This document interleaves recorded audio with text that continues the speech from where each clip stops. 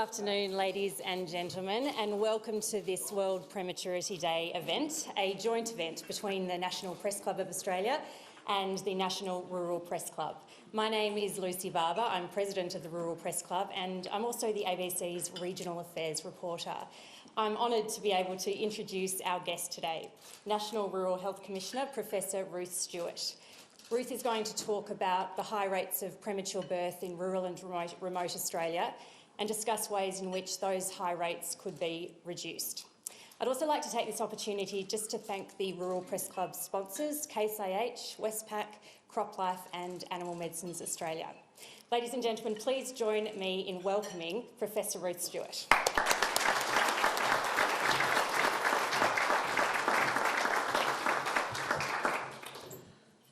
Hello. I acknowledge the Ngunnawal people who are the traditional owners of the land on which we meet today and all traditional custodians of country throughout Australia. I acknowledge the continuing connection of traditional owners to land, sea and community, and I pay my respects to them, to their elders, past, present and emerging. And I also pay my respects to any Aboriginal and or Torres Strait Islander people listening today, either here or far away. Today is World Prematurity Day, a worldwide day of recognition to increase awareness of preterm births, as well as the deaths and disabilities due to prematurity, and for the simple, proven and cost-effective measures that could prevent them. Premature birth, that is birth before the 36th of what should be 40 weeks of pregnancy, causes the death of approximately 1 million children per year globally. This is not an incidental fact. In fact, 14% of deaths of babies around the time of birth are attributed to spontaneous premature birth. And surviving premature birth may just be the start of things. Many survivors face a lifetime of disability, including cerebral palsy, learning difficulties, visual, hearing, dental, behavioural or psychological problems. Premature birth is also associated with increased risk of preventable adult disease, such as diabetes, cardiovascular disease and renal disease. I will go on to speak about premature birth in rural and remote communities in Australia and the issues that these births raise. But first, a little about who I am and what my role is. I am the National Rural Health Commissioner. This position was established as part of the Commonwealth's agenda to improve the health of rural Australians. My role is to engage and consult with rural and remote consumers, communities and key stakeholders, and to formulate advice for the Minister for Regional Health, Minister Mark Coulton, to develop policies and strategies that will create a healthier country. I am a statutory officer and was appointed by an Act of Parliament. This role is independent of government and the department, but I am expected to work cooperatively with both to meet the expectations that are laid down for me by the Minister. My predecessor in this role was Professor Paul Worley. He reported to the government, making a number of recommendations on the establishment of rural generalist training pathways for doctors and ways to improve access to allied health services in rural Australia.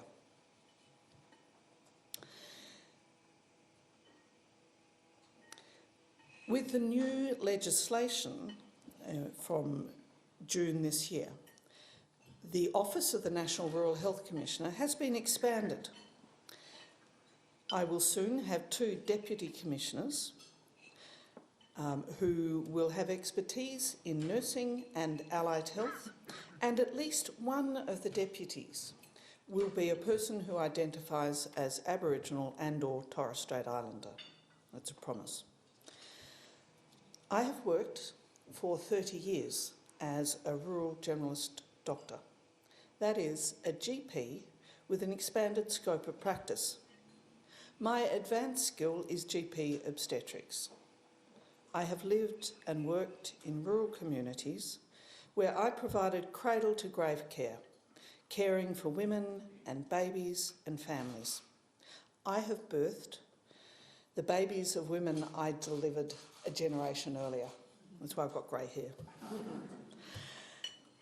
I wish to talk to you today about rural birthing, about the higher incidence of premature births to women who live in rural and remote communities in Australia, and about what we need to see change so that Australian rural babies are born to live long, healthy and strong lives.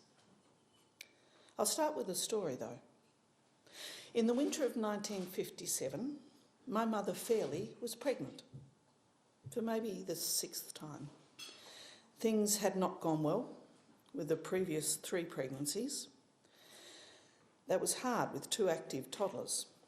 There'd been a lot of bleeding and she had been confined to bed for nearly 3 months in an attempt to save this baby. So it was no great surprise when she went into labour 10 weeks early. The surprise was that the baby girl was alive. She was tiny, 2 pounds 10 ounces. Dad was called in, and the minister too, to baptise her. It was thought that she would not live. They called her Mary Primrose Stewart. Primrose for our paternal grandmother's family. Dad held this tiny, squalling scrap of humanity in his hand and thought, as she was thrashing all limbs, I don't know much about this, but I think this one might live. He was right. Mary did, and she became a feisty, intelligent woman who is still alive today. My birth 2 years later, 8 weeks early, was a bit of a non-event after that one, I can tell you. So why am I telling you this story? Because that birth occurred in the Tatura Bush Nursing Hospital. At that time, it was 4 hours' drive north of Melbourne. Dr. David Hodson was the attending doctor and the local midwife assisted. He was our family doctor and he delivered babies, gave anaesthetics and did basic surgery, including tonsillectomies and appendicectomies. That's why I don't have either. Family legend tells us that Mary was the first baby in Victoria to be transported in a humidicrib, as they were then known. She was taken to the Goulburn Valley Base Hospital, which was 18 kilometres away, and she stayed there for 3 months. Mum would send expressed breast milk on the bus each morning. Mum had been sent home to care for the 2 children at home. I think the nurse said something like, go home and look after the children you have. Hopes were not high for Mary. My mother was a fiercely devoted mother. But of the 5 of us who survived, her relationship with Mary was the most strained. Attachment theory has a lot to say about the impact of that kind of early separation.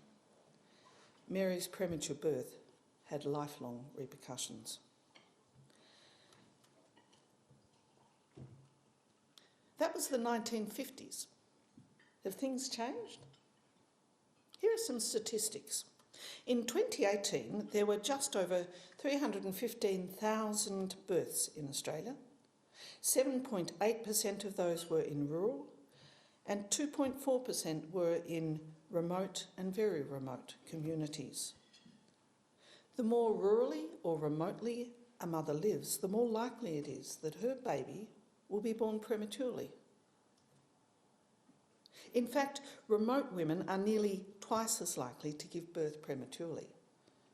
In 2018, 8.4% of births in major cities were premature, compared with 13.5% in remote communities. Those averaged figures, however, hide pockets of greater complexity. In East Arnhem Land communities, 22%, that's nearly a quarter of the babies, are born prematurely. We know that there are interventions that can reduce the risk of premature birth.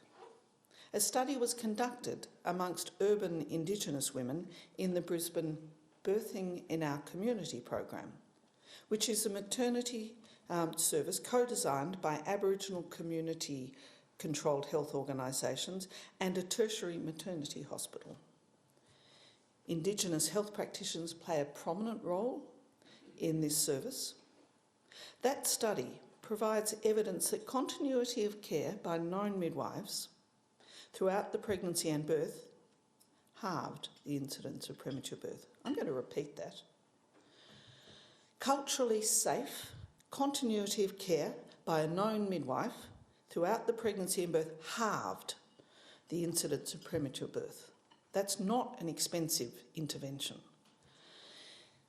In the Torres Strait, where I live on Thursday Island, the introduction of a midwifery group practice supported by Indigenous health practitioners and rural generalists, that is GPs with obstetric skills and GPs with anaesthetic skills, have seen a halving of premature birth rates, a significant reduction in the percentage of mothers who smoke at any time during the pregnancy, and a reduction in the percentage of low birth weight babies born. In this past year, none of the 300 babies who were born were of low birth weight. That's astounding. This community is 97% Indigenous. So it's not simply the outcomes for women, the Thursday Island birthing service is not simply for women who are deemed to be low risk. Some of those women were expected to have a very troubled pregnancy and birth.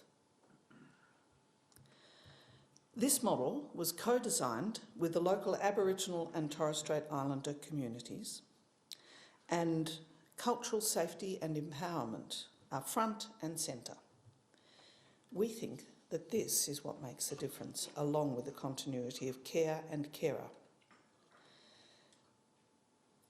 Now, we have good evidence that midwifery group practice and continuity of care models can reduce the incidence of premature births in urban and in remote communities, and remote Indigenous communities, the toughest of the tough. We just need to increase rural women's access to maternity services with such models of care. That's all we need to do. That's what we need to do. But the sad truth is that for rural and remote Australian women, access to maternity services, the kind that they want, need and deserve, has been decreasing for decades. The Rural Doctors Association of Australia, who are represented here, report that over 130 small maternity units closed in Australia between 1995 and 2005. And that whilst the rate of closures has slowed, services continue to be shut down. Now, I'm guessing that some of you here are thinking, but it can't be safe to birth in small rural hospitals. Well, if you're thinking that, you're misguided, and I'm being polite. I call that the urban myth about rural maternity care. For my PhD back in the mid-noughties, I conducted a literature search and found over 40 medical journal articles reporting on the safety of rural maternity services. All but 2 of those papers testified to the safety and high quality of the rural maternity services that were studied. And since that time, in the past decade, there have been more and larger studies of the same, and they also underscore that rural maternity services are safe. You're less likely to have a caesarean section, and you're less likely to have intervention, and your baby is safe, and so are you. I could stand here and debate this, for the rest of the afternoon. Believe me, I did my PhD on it. But I won't. I'll just tell you it is. And I'll be happy to answer questions on this if anyone has them.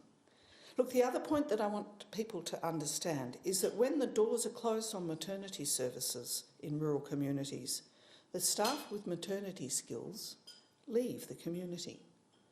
And what follows is an increase in deaths and harm for mothers and babies in that community. There's evidence in the medical literature of this from America. And whilst there has not been a similar study in Australia, we have in Australia in the past decades witnessed an increase in the babies born before arrival at a hospital, where there's a more than 2-hour drive for the woman to get to the hospital. And there have been anecdotal reports of mothers and their babies injured or killed in motor vehicle accidents during long drives on remote roads. Imagine being driven in a car or driving your partner in a car when she's in labour and that drive goes for more than 2 hours. Another concerning trend that I have witnessed in my own practicing life is that if women are not provided with a choice in birth settings and models of care within the healthcare system, they will choose to birth outside that system. It's called free birthing. Go look it up. One of the justifications for closing rural maternity services is that there are economies of scale in concentrating birthing services in large centres. Look, I agree with that. I can understand it. But I'd suggest that there is a cost and risk shifting exercise. Rural and remote women, their families and their communities carry a burden of cost and risk when pregnant mothers transfer to the larger centre a month before her birth is due, or drives perhaps hundreds of kilometres when in labour. Such dislocation impacts the whole family and may echo down the years.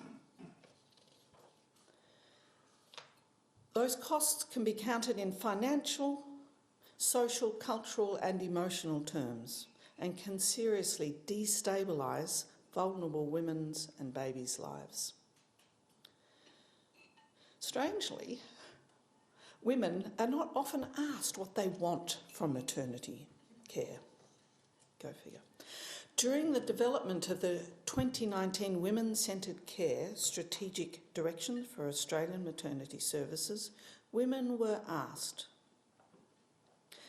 And they said that they wanted 4 things. Those 4 things were: 1, continuity of care and carer; 2, access to the evidence to make informed choices and choose a model of care that suited them; 3, to be as close to home as possible; and 4, they wanted to make these choices in a collaborative manner with their carer. Reading that report, I wondered, not for the first time, if my training in obstetrics had focused too much on the uncommon risks of pregnancy and childbirth and not enough on how to help women get what they want during this pivotal time in their lives. My mother and sister's lives were saved because there was skilled care close to home from known and trusted care providers. That was a beautiful thing. 60 years later, we know a lot more about caring for pregnant women and their babies. Mary was lucky to be born when humidicribs were available to regulate a premature baby's body temperature, and she survived. As the National Rural Health Commissioner, one of my tasks is to oversee the implementation of a national rural generalist training pathway. I have referred to rural generalists several times in this talk. They are general practitioners with an expanded scope of practice. They can provide both comprehensive general practice, emergency care and components of other medical specialist care in rural hospitals and community settings. They work as part of a multidisciplinary rural health care team. During my term as Rural Health Commissioner, I will be working to see an increased number of rural generalist doctors, nurses and allied health practitioners trained and employed across rural and remote Australia. I will be working with each state and territory government to develop the workforce that is needed for strong multidisciplinary primary healthcare teams to turn around the health of this nation. Rural birthing services, now and in the future, must concentrate on continuity of care and carers, on providing care close to home, giving options for women to choose the care they want, deserve and need. I believe that it is primary care from known professionals close to home that will bring health equity to rural communities. And I call on all governments in Australia to stop the closure of rural maternity services and to follow the lead of the Queensland Government in re-establishing rural birthing services in and remote communities. Now is the time to halve the rural rates of premature birth and to improve the health status of rural and remote Australians. Thank you.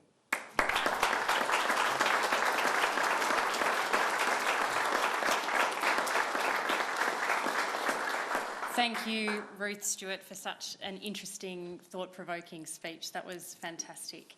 I've got a huge list of questions here, which I won't read them all out because we have journos and stakeholders here who are going to drill you with a few questions of their own.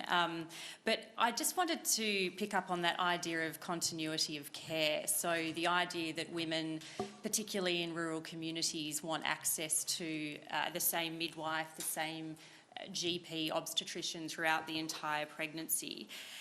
It sounds like a simple concept, and you've already demonstrated, particularly up on Thursday Island, that it works in reducing premature birth rates. Is there actual scientific evidence behind that concept? Well, it's interesting. It's not that the impact of continuity of care of itself has been compared head-to-head with discontinuity of care. But the problem of how to reduce premature birth rates and also how to improve the birth weight of Indigenous babies has been looked at a lot, and it is only within the continuity of care in a culturally safe model that we've found a methodology or a model of care that works, and that's the important thing.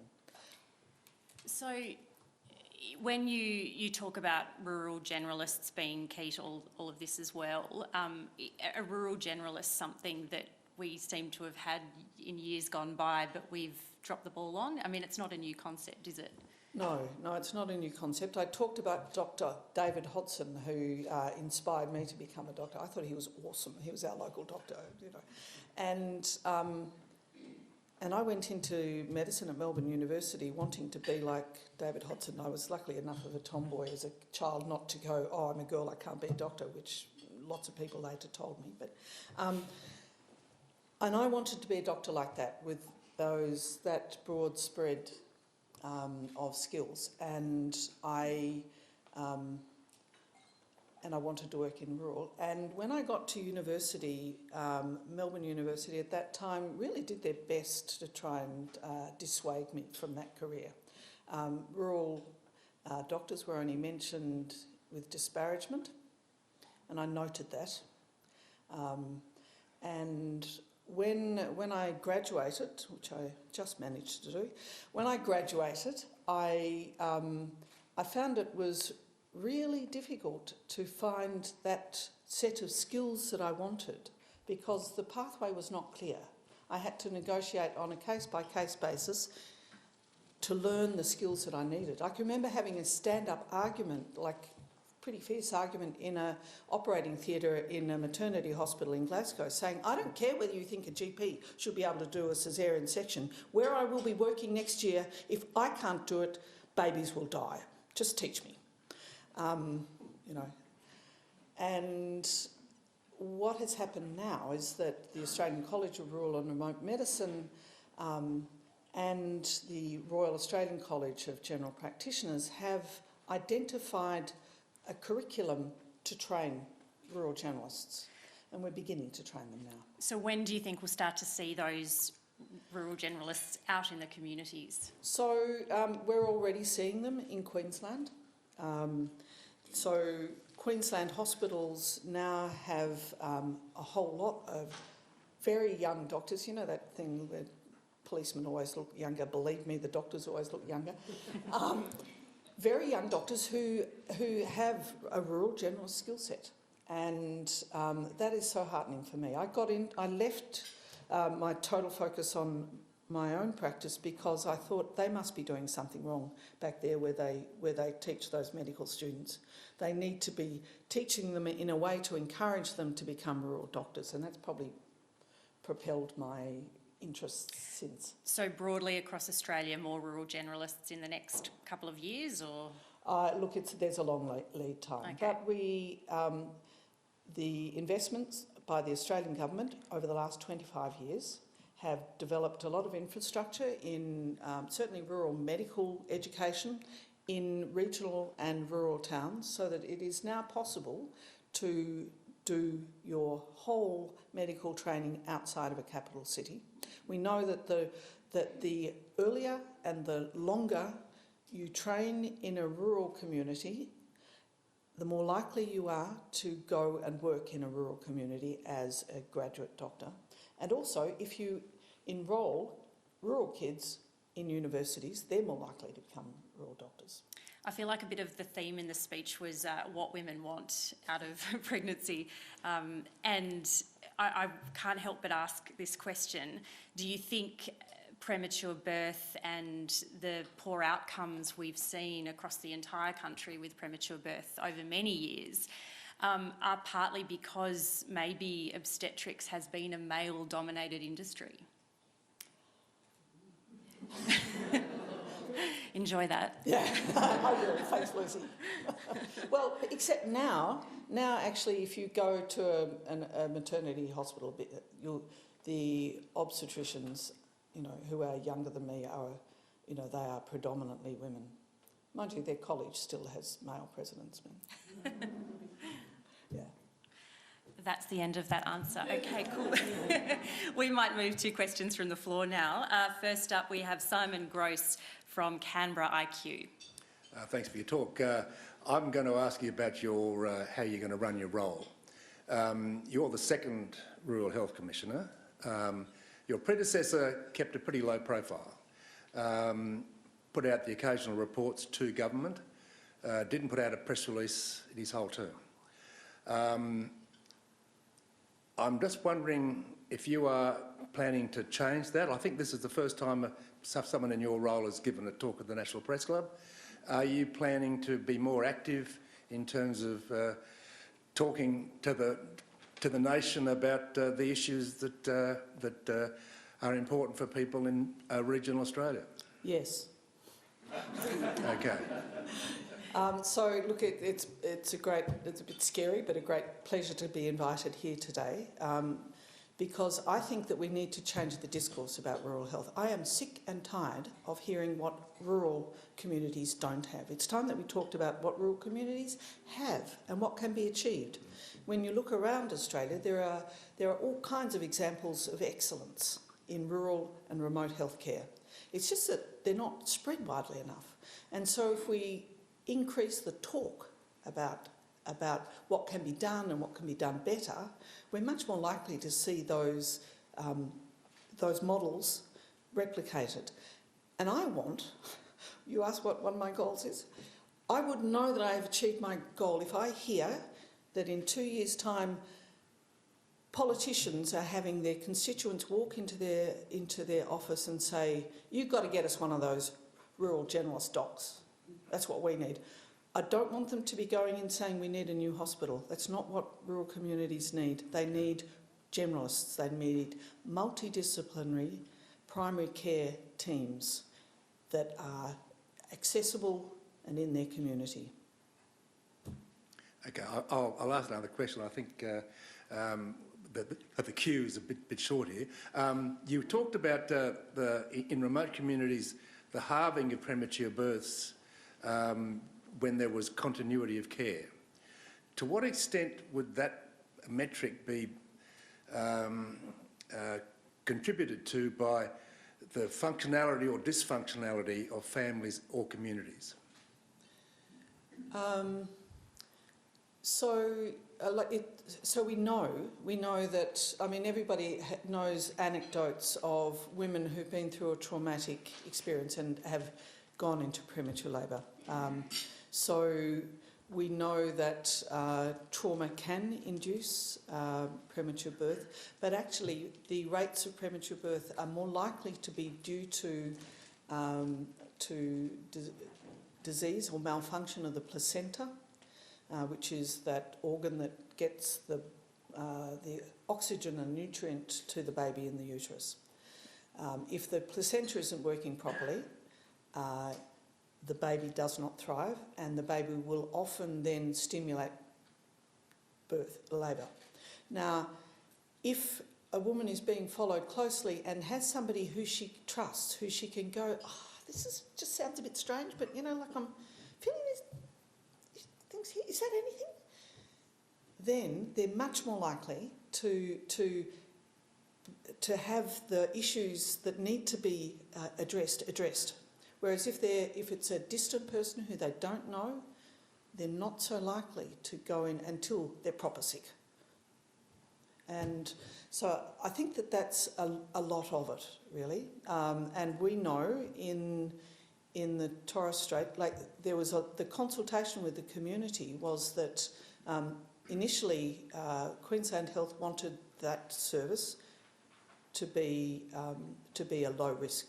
So only those women who it was thought would have a safe pregnancy would birth there. And the community told us loud and clear, if you do that, the women who aren't well won't come near you until it's too late for you to transfer them off the island. And so that is why Thursday Island has an all level of risk birthing service. Not because we think we're super clever, but because we know that if we don't give women the opportunity, they won't engage with care. Sabra Lane. President, if I may, could I have two questions? You can have as many as you Lovely, like. thank you. Professor, thank you so much for your speech. You talked about those statistics, the 130 birthing centres that closed in the 10 years up to 2005. I want you to give those communities a tip sheet. What do they do? How do they go about convincing their local politicians and decision makers that they want their centres reopened? And how do you attract, it sounds like you'd like to see more young women GP generalists getting out into rural Australia. What's your pitch to them to make it so appealing and hard to say no? Well, I'll take the last question first. I've made a really conscious decision a long time ago that you can't be what you don't see. So I have stood up at every opportunity and said, I've got the best job in the world. And I'm a mum of 4 kids. And I love my work. You need to follow me. This is a great career. So I do that. But that's just one person doing something. I think it's really important that diversity in all shades is encouraged amongst both our students and our graduates, and the images that we portray of rural doctors. Look, the truth is that the greater proportion of rural doctors in Australia are international medical graduates. They have served our communities as absolute stalwarts. What we need to see, though, we need to stop stealing doctors from countries that can't afford to lose doctors. We need to make sure that the doctors that we train in Australia go to the places that they're needed the most. Now, Australia trains more doctors per capita than nearly any other country. We might now be training more per capita than any other country in the world, and we still don't have enough doctors in rural and remote. And those numbers of medical graduates were increased, thinking that if you just train enough, they'll trickle out to the rural. Well, that won't. You need to select rural students, you need to give them positive, early, well-supported clinical experiences in rural and remote. You need to give them a clear pathway to a job, and you need to acknowledge that that job is respected. And we know that when we do that, and that's what's been happening in Queensland for the last 12 years, we know it makes a difference. So, yeah. Have I answered? Yeah, that's Yeah. pretty good. What about the tip sheet to communities that tip have sheet. had their Well, centres? funnily enough- How would they go about convincing people that we need to open it back up? Well, I was going to say I have actually written a learned article about this called Toolkits, but that is more telling health administrators what you need to do to reopen a birthing service. And that was a report on what was done to reopen the Cooktown birthing service, which some of you may know is halfway up Cape York. I think that, I know that consumers are very powerful. If you go to your local members and say, we've heard that we're more likely to have a premature birth if we don't have continuity of carer and care, and if our care isn't close to home, and we want that for us. And we're sick of carrying the cost of our birthing services being a long, long way away from us. That's the kind of message that and that can be heard. Yeah. Thank you. Thanks. Rachel Clun. Yesterday, the government released the Productivity Commission report into mental health. Among a raft of other things, they recommended more psychiatrists for rural and regional areas. I was just wondering, besides that, what would you like to see changed or altered in rural and regional mental health services?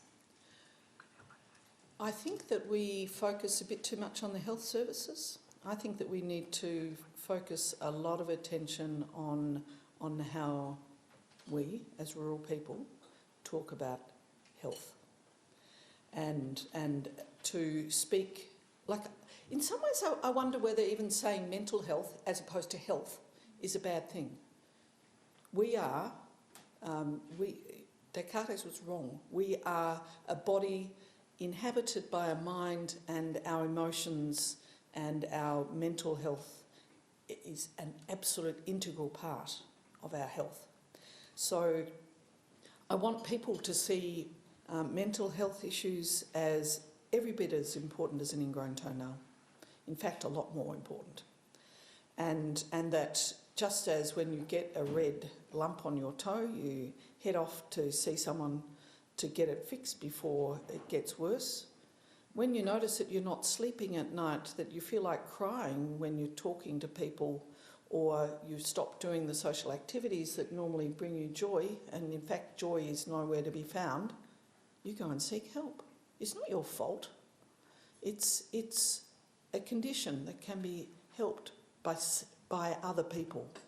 Yeah, I think that's... So I can tell you that we don't have enough psychologists or psychiatrists in rural and remote communities in Australia, and I welcomed that in the Productivity Commission's report. And we need to see more, but it's not just the professionals we need to see more of. We need to see a change in mindset and affirmation that mental health is important, and everybody can in circumstances have mental ill health. And Professor Stewart, a lot of health problems, sometimes when it comes to policymakers, perhaps it comes down to lived experience, and if a politician has maybe experienced mental health issues or problems or premature birth even, maybe they understand, or maybe they're more empathetic, I don't know. But for you as the National Rural Health Commissioner, I know you've had your own health challenges recently. I wonder if you could go into that for us and explain what you've been through? Yeah. So in 2016, just back from a great holiday overseas, sitting in the Sydney Qantas Club, I went, oh, that's a lump. And I was heading off to a meeting actually just down south of here somewhere, and over the next couple of days that lump doubled in size. And I thought, oh darn, I've got something wrong with my submandibular gland. Actually I didn't. I had lymphoma. And initially I was diagnosed with follicular lymphoma, which is a slowly progressive form of lymphoma that they just keep an eye on. I described it to family members as it's like having a smelly old dog around the house. Like you put up with it, and it might make life a little bit inconvenient, but you know it's okay. But 2 months later, I was putting on sunblock, and I went, oh darn, there's another lump there. Well, the next day that had doubled in size, and within 5 days, when I was going to the luckily I was going to see the haematologist, it was so big I could cut my hand around it, which side it was, on this side. And I was diagnosed at that stage with diffuse large B-cell lymphoma, which is a very aggressive form of lymphoma. If I hadn't had chemotherapy, I probably would have been dead within a month, especially because it was really close to airways and stuff. Now, I had chemotherapy.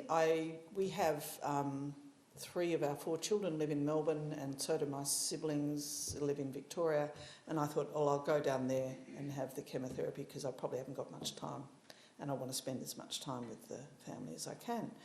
Anyway, I responded very, very well to chemotherapy. I did lose my hair. My husband said that wasn't a good response to chemotherapy, but you know. And I was feeling well enough that I thought, you know, I want to go home.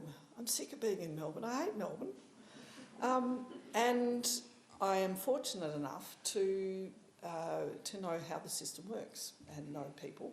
And so I negotiated to have my chemotherapy by telemedicine on Thursday Island. I would see the GP on Thursday Island on Monday morning. We'd have a chat. We would then video conference with the haematologist in Cairns. I would have had a blood test before I went to see the GP. The haematologist in Cairns would have my blood test results. We would discuss it. If he was happy, he would then order the chemotherapeutic agents to be put on the plane and flown up to Thursday Island. 2 days later, when they had arrived, I would get out of bed and walk the 100 metres from my bed to the dialysis unit on Thursday Island and be given the infusion. That would have been prepared under video conference guidance from the oncology nurses in Cairns with the dialysis nurses on Thursday Island, and when they began the infusion, the video conference would continue, and that was it. So instead of having to get on a bus, a ferry, a bus, a plane, a taxi to my mother-in-law's and then drive for half an hour to a wonderful, wonderful urban chemotherapy session, I walked 50 metres, you know, and it was great. It was a real privilege. And my haematologist said, if we can do R-CHOP, that was the particular combination of nasty toxic substances that I got for my chemotherapy. If we can do R-CHOP on Thursday Island, Ruth, we can do it anywhere. R-CHOP is apparently, I won't bore you with the long names, but it's one of the most complex, you know, combination of chemotherapeutic agents. It can be done anywhere. There's a challenge. Tim Shaw from the National Press Club. Thank you, Lucy, and we are very glad you're here, Commissioner, after you telling us that story. Thank you so much. Tim Shaw, Director of the National Press Club. A small case study, if you wouldn't mind. 95,000 children, babies were born in 2019 in New South Wales to about 93,500 mothers. 61 kilometres down the road is Yass, New South Wales. Now, their specialty maternity services were shut by the New South Wales government back in 2004. babies have been born premature along the Barton Highway heading to a Canberra hospital. Can you just give us a snapshot of that, what they consider to be a rural community, so close to the national capital? The assumption is, oh, the mothers will just get there. What steps would you and your team take to use that as a case study to the generalist training that you've outlined? The community, those 200 mothers a year, want local maternity services. How do you convince them that a generalist, as you've described, is the best solution for them? So I suppose I'd actually not start by trying to convince them of anything. Mm-hmm. I would go and ask, what do you want? And if they say, oh, we want a new maternity ward, I'd go, okay, so what will be in there and what will that do for you? Who will be in there and what will you experience when you're there, when you think about that? And unpack what they're seeking. And then I would, this is me just talking off the top of my head, I would then present them with different alternatives, that there will be no service that will meet everything they need. Mm-hmm. And certainly one of those options would be to continue the connection with Canberra hospitals. And one would be we'll do whatever it takes to get senior obstetric specialist team and midwives, and another one would be to have, and this is my preferred option, as you may be able to guess from my talk, to have a midwifery group practice with rural generalist doctors supporting them.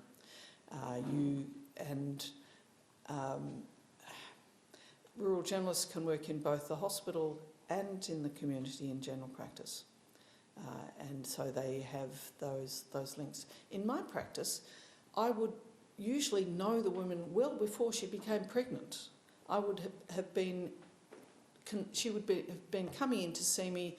She would have talked about the fact I'm thinking about getting pregnant. We would have had a conversation about what would be a good idea and how she might do that. And then, so yeah, I'd be focusing on the rural generalist model, supporting midwifery group practice. There's 6,000 people in Yass, 200 births a year. Do you consider them a community worthy of the program you've proposed? Every community is worthy of a maternity service. Every woman matters. Thank you so much. Talia Roy from the ABC. Hi. So with the shutting down of these rural and remote maternity services, what impact is that having on the aftercare? So with traumatic births, birth complications, such as premature babies, we know that rates of postnatal depression are higher. Are those women and families just falling through the cracks then? Is that going unchecked? Well, given that there are reduced numbers of health practitioners right across Australia, yes. And I've already addressed the question about mental health, and it is so we've got double the number of premature births. Yes, we know that the impact on the well-being and the mental health of the mother and the whole family actually is impaired. Even the grandparents. I've had patients who are grandparents of a very premature baby, and their mental health is affected by the stress and trauma of the premature baby in some faraway hospital. So I think that it's highly likely that there's far more mental ill health due to the rates of prematurity than we are aware of.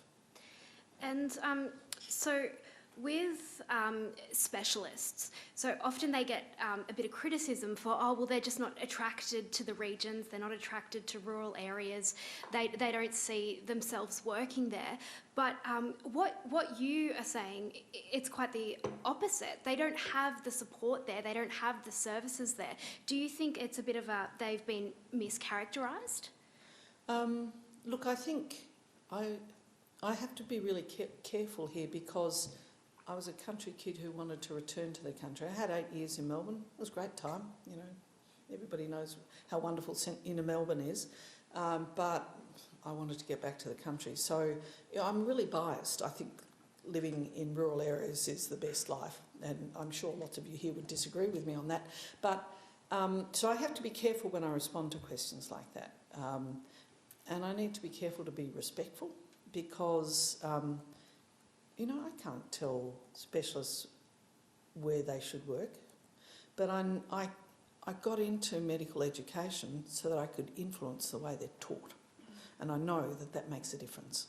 So if we teach them, I'll repeat it, if we enrol more rural students in the medical schools, if we give them training in rural and remote communities early in their education and make it prolonged, and if we give them places to work when they're baby doctors and that are in rural and remote. At the moment, most of the internships that first year after graduation are in the big cities.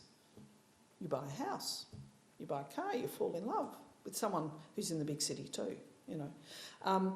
And then we give them a career that is, you know, I want junior doctors to be saying, or, you know, medical students to be saying, yeah, I'm going off to uni to be a rural doctor. You know, that's what I want. And I don't care if they're, oh no, I want most of them to be general practitioners because I know that it's primary health care that turns around the health of a nation. But we do need specialists, and if they want to be a specialist, please be a specialist in the country. Thanks. Thanks. Nick Stewart from the Canberra Times. Thank you very much. You've convinced me. I spent this morning next door in the hotel discussing Australia's $90 billion submarine program. Now, there were a lot of people when I looked at, and I mean no disrespect to our audience here, but certainly when I looked around at the submarine conference, people seemed to be much more comfortably off. There was a lot more money in the room.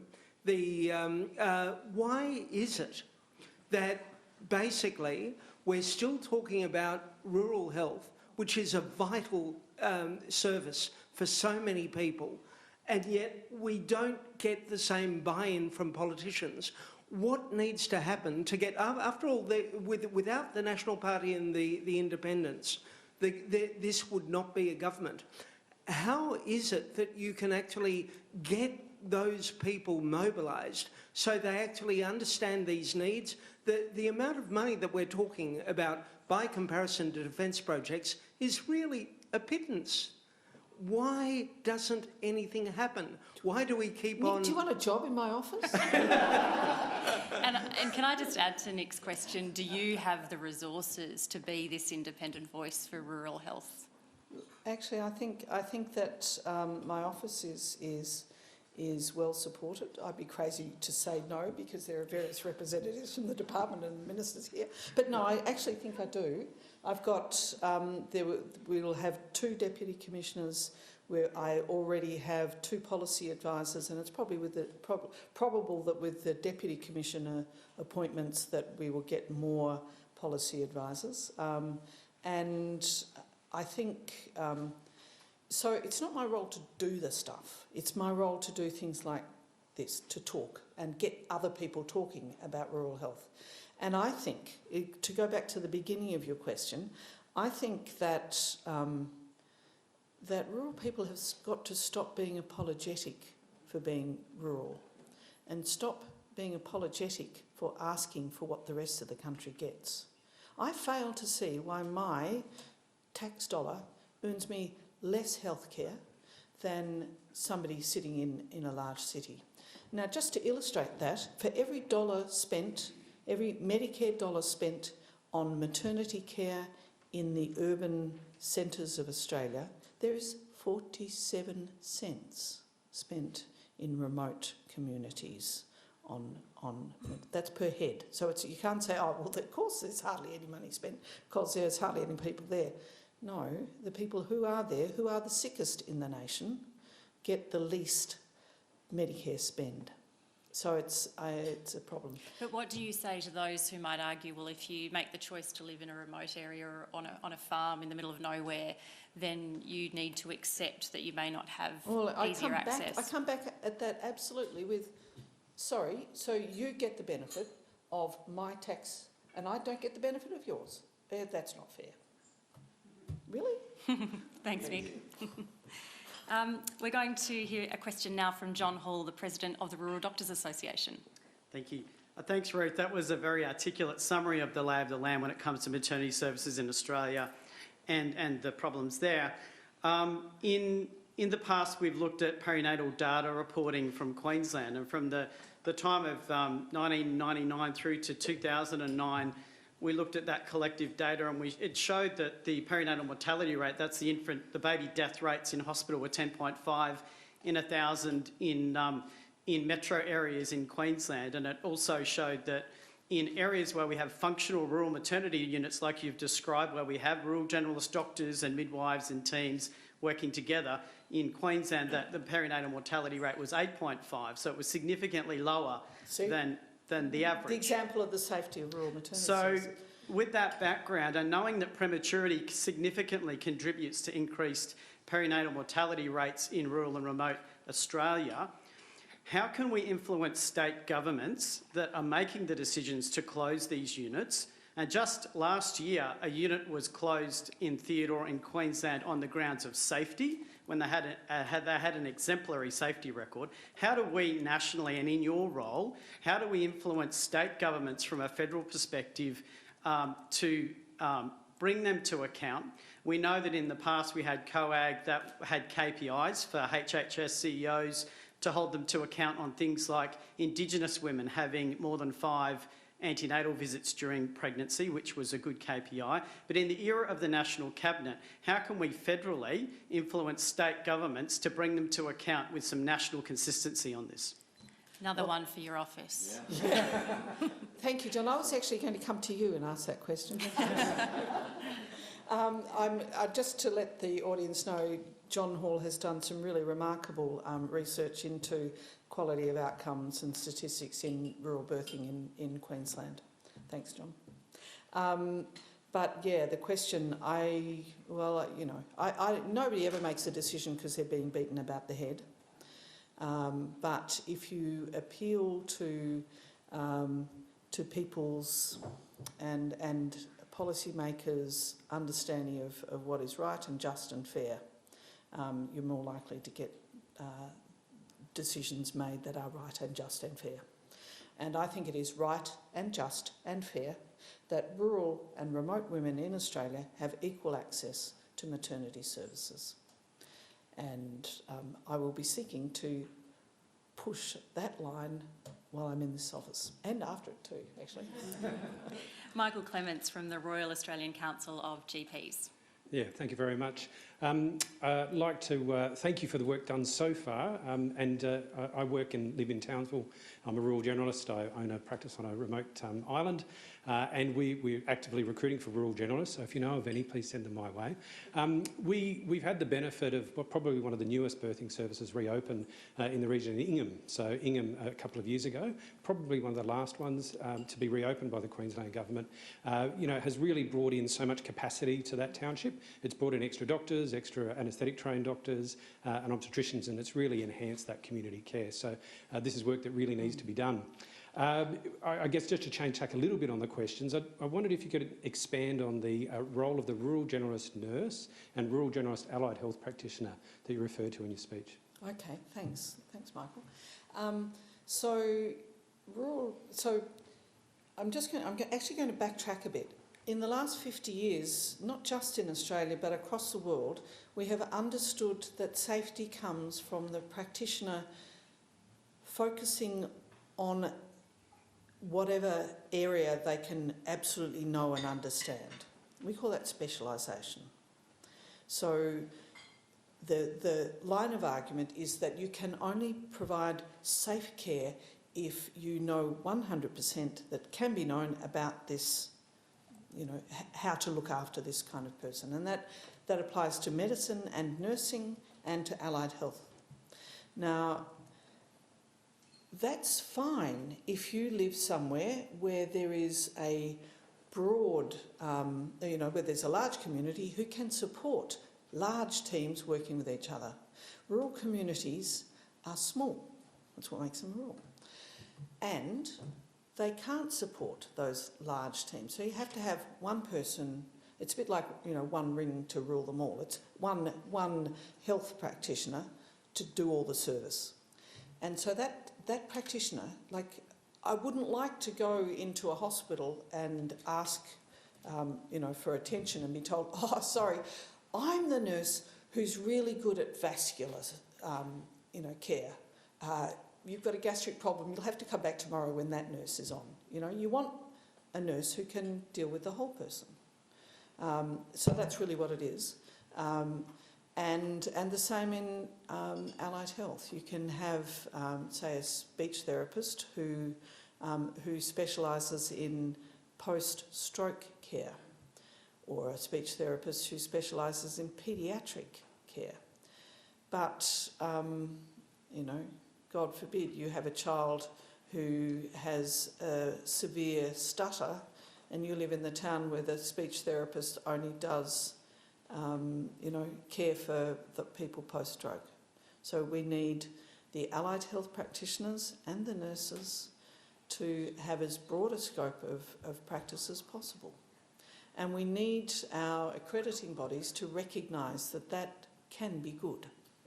Because at the moment, the unfounded belief is that care can only be good if it's specialised. Thank you. Kath Sullivan from the ABC. Thanks so much, Professor Stewart. That was very refreshing. I wanted to ask you about your take on this urban myth that for some reason services in the country aren't as good as those in the city. And you use the example of maternity services or health services, but a lot of people would mount an argument to say that, your kids have got to go to school in the city, or if you need to see a specialist accountant, you've got to go to the city, and as such we can struggle to attract professionals to rural and regional areas. And I just wondered if you had any ideas on how it is that we can break through that myth across the community, and also in particular, when we talk about attracting generalists to regional areas, I might be wrong, but I'm under the understanding that they can earn an absolute packet if they move to rural and regional areas, which we don't see for some of these other services. So if money is not the answer, do you have some other ideas? Well, I'm just checking the room to see how many other Queenslanders, apart from Michael and John, are here. Because there are some godforsaken towns in Western Queensland that have become absolute doctor magnets.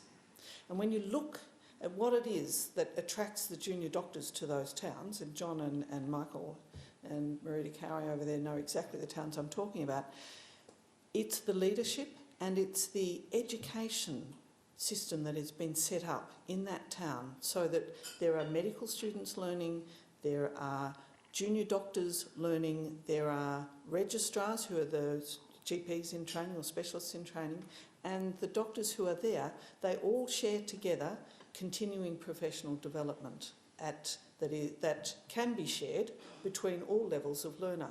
And we know that when that is instituted, it dramatically turns around the attractiveness of a community. Now, I know this from personal experience. We lived and worked in Camperdown in southwest Victoria, and we could not get quality registrars until I got a job with the Deakin University, and my job was to establish a rural training program, rural medical education program. And we put medical students into many of the little towns across southwest Victoria, including our town and including in our practice. We went then, and we also got interns on rotation out from Geelong Hospital. That process of putting those students and junior doctors and registrars all together and having what we call vertically integrated learning experiences, we went from getting the dregs of the selection pool for registrars to being the place that they competed for. Now, I've gone into working on being on boards of various things, but my husband, when we moved to North Queensland, he took his administrative expertise from southwest Victoria and began applying it in in Queensland, and we moved to Mareeba. And when we moved, Mareeba had just begun to recover from being an absolute basket case of a hospital where that was very close to being closed. They had actually closed their maternity service, and it had been reopened by popular demand. Actually, it's a good case study for those who are wanting to. Anyway, so my husband implemented that whole concept of the vertical integration. He said to me, all this work that you're doing with James Cook Uni, you need to double the number of students you're sending to Mareeba Hospital, and you've got to do it. And by having interns in Mareeba Hospital, having we actually tripled the number of students, and we had them staying for the whole year, some of them staying for the whole year. We turned that hospital around. I worked, like Michael does, for the Queensland Rural Generalist program as a medical educator and as a part-time basis. And we would ask those Rural Generalist trainees, in 5 years' time, where do you imagine you might be working? And blow me down, a quarter of them said they wanted to work in Mareeba Hospital. And it was just those small changes, getting the having education totally visible and affirmed, that made the major difference. Then we moved to Thursday Island, and Tony has now become the Executive Director of Medical Services for Torres and Cape, and he's applied those same changes to Thursday Island Hospital and the Torres Strait. And for the first time in living memory, Thursday Island Hospital has a full quota of permanent staff who are Australian trained, and not just the full quota, but we've increased by 50% the number of doctors doctors' jobs there. So it's not just like when we first turned up, there were only 4 permanent doctors. There's now 15 permanent doctors on Thursday Island, and so it doesn't take much. It doesn't take much. You just need to know what it is. Sorry. And a bit of energy by the sound of it. Indeed. Thank you. Our final question today is from Frank Quinlan of the Royal Flying Doctors Association. Professor Stewart, thanks for your insight today, and more importantly perhaps for the leadership on rural health issues that you'll show over the period of your term. I want to take you away from the major theme of your presentation a little bit today, just because my sole experience in maternal and family care is as a father of 3 daughters, lucky enough to attend all the births, but that was it for me, to COVID, which is something we haven't touched on today, in spite of the fact that it's been the challenge of the year, really. And in particular, I think the partially untold story about what a success story that has been for rural and remote health, picking up some of the themes of your talk, particularly around the agency of Indigenous communities that were able to take control and shut down their communities and take responsibility for health information early in the crisis, partly because there was a safety net established very quickly and the Flying Doctor was happy to be part of it. We've moved some 2,000 patients over the course of over the year. I'm wondering if you might reflect on what the COVID crisis has taught us about the need for infrastructure, human resources on the ground in rural and remote communities when something like this comes along, about those questions of the agency of communities to act and protect themselves, and what it might say for the future as we come out of a crisis, hopefully, as we come out of a crisis that sees some aspects of primary health care in particular delayed, where we have a bit of a backlog of care in some communities. Thanks, Frank. You'll have to remind me if I get it. And I must say, it's nice to meet Frank. Frank's been in the role for how long? Anyway, I've been doing webinars with him all year. I was going to say, it's nice to see you in real life instead of on Zoom. Yeah, that's right. Yeah. You're much more handsome in real life. Anyway, I almost stood here and went, I'm on mute. So I'm going to, when talking about infrastructure, I'm going to tell you what I observed from the Torres and Cape. When my husband and I are both working from home, I did get to hear a lot of his activity as the director of the Health Emergency Operations Centre for Torres and Cape in COVID. The things that needed to change for Torres and Cape. So Cape York is that pointy bit of Australia. and there are, and between Cape York and the Torres Strait, there are 32 primary healthcare centres in small Indigenous communities, some of them on islands, some of them at the end of a four-wheel drive track. And what they had to do, the government funded, made funding available for point-of-care testing for COVID-19, because what we were all terrified was that COVID would take off in a remote community. Remote Indigenous communities have the highest incidence of chronic disease. You will all know that people with chronic disease are the people who suffered most and are most likely to die from COVID-19. So we were terrified. And people live in substandard housing that's crowded, like it's perfect COVID-19 transmission sites. So they closed down the communities. But so there was point of care testing that was available. And the other thing that was needed was oxygen, high flow oxygen machines. I'm not the techie person. I never was interested in anaesthetics. But so instead of having, we were, the emergency rescue is a very thin line, really. If we had a community of 200 people, 60% of whom have diabetes and COVID took off in that community, we would be expecting 30 to 40 people who would need to be transferred. Now you can transfer one person at a time. And that plane, it's not that each community has a plane. There's one plane. Oh, Frank, you tell me, how many planes are there for emergency rescue across? 77 in the fleet. But that's across the whole all of the across country. Australia. Okay, so available for Torres and Cape, I think there's about 3, and that's between the Emergency Services Queensland and the Royal Flying Doctors Service. So we had to be able to look after very, very sick people in these remote communities. And so we needed to have staff there. We needed to know that, and we needed high flow oxygen, because that's what saved Boris Johnson. And we also needed to have point of care testing so that we knew when people started getting sick whether it was a cold, the flu, or COVID-19. Yeah, those are the major things that they needed to do, but also more planes. It'd be handy to have a sealed highway up the Cape York too. Anybody here can organise that? That might have to be enough for the bucket list of questions. Frank, thank you.